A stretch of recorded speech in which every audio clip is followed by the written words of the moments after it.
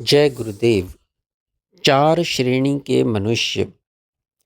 हे उद्धव, इस संसार में उत्तम, मध्यम, कनिष्ठ और अधम, इस प्रकार चार श्रेणियों के मनुष्य हैं। उनमें तीन श्रेणी के लोगों के लिए अपने अपने अधिकार अनुसार तथा अपनी अपनी अनुकूलता, आवश्यकता और अवस्था अनुसार चलने के लिए मैंने ज्ञान योग, कर्म योग और भक्ति योग तुमसे कहे हैं। उनमें उत्तम वर्ग के लोग संसार को अनित्य समझकर भोगों का त्याग करके ज्ञान, वैराग्य, त्याग, तपस्या का आश्रय कर निवृत्ति परायण होते हैं। वे अष्टांग योग साधन द्वारा मेरा वास्तविक ज्ञान लाभ करते हैं। वे मेरे परम भक्त ज्ञान योगी मुझे अति प्रिय हैं। दूसरे मध्यम वर्ग के जो लोग हैं, वे संसार को न मिथ्या समझते हैं और न सत्य ही मानते हैं। संसार के भोगों को मन लगाकर भोग भी नहीं सकते और बिना भोगे छोड़ना भी नहीं चाहते। ऐसी द्विविधा में रहने वाले अपना परम कर्तव्य स्वयं या शास्त्रों द्वारा ठीक नहीं कर सकते हैं।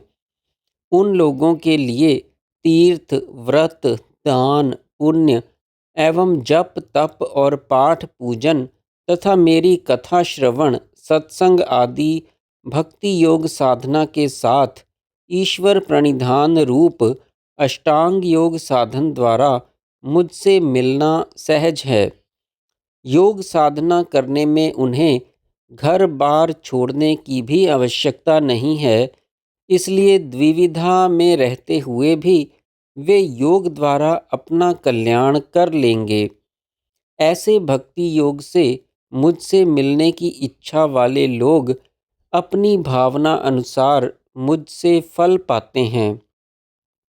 तीसरे कनिष्ठ वर्ग के मनुष्य हैं, जो संसार को कुछ सत्य समझते हैं एवं परोपकार करने के लिए बारंबार संसार में आने की इच्छा करते हैं। वे लोग सांसारिक भोग भी भोगना चाहते हैं और मुझसे मिलना भी चाहते हैं। वे कर्म योग द्वारा परोपकार करते हैं, यज्ञ करते हैं, दान देते हैं, पाठशाला, धर्मशाला और गौशाला बनाते हैं, विद्यालय और अन्य क्षेत्र खोलते हैं। इस प्रकार वे लोग अन्नदान, वस्त्रदान, धन दान और जप, तप, तीर्थ, व्रत, इष्ट और पूर्त यज्ञ करके मेरा भजन करते हैं। वे भी निष्काम कर्म योग करते हुए संसार में ही रहकर अष्टांग योग साधना करके मुझसे आनंद पूर्वक मिल सकते हैं। हे परम प्रिय उद्धव, इस प्रकार ज्ञान, कर्म और भक्ति से योग साधन करके सभी श्रेणी के लोग मुझसे मिल जाते हैं और परमानंद लाभ करते हैं। मैं सभी के लिए एक समान हूँ, इसलिए ज्ञान मार्ग, कर्म मार्ग और भक्ति मार्ग, यह तीनों अष्टांग योग के ही आश्रित हैं। इनसे विपरीत और किसी साधन द्वारा मुझसे मिलना संभव नहीं है। इस संसार में चौथी श्रेणी के जो अधम मनुष्य हैं, वे संसार को ही सर्वस्व समझते हैं। वे लोग अपने स्वार्थ के सामने न्याय, अन्याय, पाप, पुण्य कुछ भी नहीं मानते और धर्म कर्म से कुछ भी संबंध नहीं रखते। वे किसी भी प्रकार से सुखी रहने में ही अपना सौभाग्य समझते हैं। इंद्रिय सुख के लिए किसी भी उपाय से धनोपार्जन करने में ही निमग्न रहते हैं। वे निषिद्ध, निंदित पाप कर्म करने में भी नहीं डरते और संसार में ही रचे पचे रहकर मर मिटते हैं। वे मुझसे मिलने की इच्छा ही नहीं करते। उन मनुष्यों को मेरी कथा श्रवण और संत समागम करना आवश्यक है। जो मनुष्य अपनी अवस्था और मेरी अवस्था को नहीं जानते, उनका पार कैसे लग सकता है?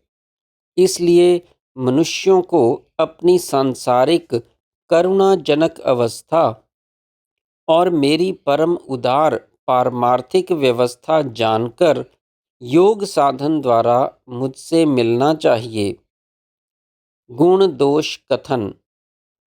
श्री भगवान बोले कि हे उद्धव, भक्ति, ज्ञान और कर्म मेरी प्राप्ति के इन तीनों मार्गों को छोड़ के जो लोग अपनी क्षुद्र कामनाओं के पीछे दौड़ते हैं, वे बार बार आवागमन के चक्कर में पड़ते हैं। अतएव अपने अपने अधिकारों में निष्ठापूर्वक स्थित रहना ही गुण कहलाता है और इसके विपरीत अनअधिकार वर्तना ही दोष है। यही गुण और दोष का निश्चय है। हे उद्धव, जगत में भौतिक पदार्थ सब वस्तुओं के समान होने पर भी प्रयोग की विभिन्नता के कारण शुद्ध अशुद्ध माने जाते हैं। इसलिए मैंने धर्म अधर्म की दृष्टि से शुद्ध अशुद्ध एवं व्यवहार की दृष्टि से गुण दोष और जीवन यात्रा के निर्वाह के लिए शुभ अशुभ का विधान किया है। सर्वोत्तम ज्ञान और भक्ति के अनअधिकारी तथा धर्म कर्म करने वाले लोगों के लिए मैंने ही मनु, याज्ञवल्क्य, पराशर आदि रूप से यह आचार की मर्यादा बांधी है। द्रव्य कथन। ब्रह्मा से लेकर स्थावर पर्यंत सभी शरीरों में एक ही आत्मा स्थित है और पृथ्वी, जल, तेज, वायु, आकाश ये पंचभूत ही वृक्ष से लेकर ब्रह्मा तक उन सब शरीरों के उपादान कारण हैं। अतः उनमें कोई वास्तविक भेद नहीं हो सकता। इसी तरह समान धातुओं में संगठित विभिन्न शरीरों के स्वार्थ, धर्म अधर्म, रूप कर्म, स्वार्थ की सिद्धि के लिए वेद ने विभिन्न नाम और रूपों की कल्पना की है कि जिससे जीव अपने स्वार्थ को भोग सके, कर्म फल भोग में विपर्यय ना हो। कर्मों को नियमित करने के लिए ही मैंने देश, काल आदि वस्तुओं में गुण दोष का विधान किया है। देश काल का कथन। उत्तम देश में, अच्छे समय में और उत्तम पात्र से किए हुए कर्मों का फल सत्वर मिलता है।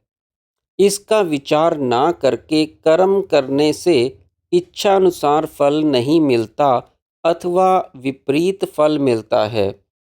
इसलिए शास्त्रों में देश, काल और पात्र का विधान है। अतएव जिस देश में कृष्णसार मृग ना हो और जहाँ वैदिक कर्म कराने वाले वेद पाठी ब्राह्मण ना हो, ऐसे ब्राह्मण पुरुष और कृष्ण मृग रहित देश अपवित्र होते हैं। काले मृग युक्त होने पर भी जिन देशों में सतपात्र के अभाव से पूरा काल में इंद्र, ब्रह्म आदि देवताओं ने यज्ञ नहीं किए, ऐसे अंग, बंग, कलिंग आदि देश भी अपवित्र समझे जाते हैं। ऐसे ही जिस भूमि में कभी कोई पुण्य कर्म ना हुआ हो, जो कभी शुभ कर्म से संस्कृत ना हुई हो अथवा ऊसर हो या मरुभूमि हो, वह भी अपवित्र मानी गई है।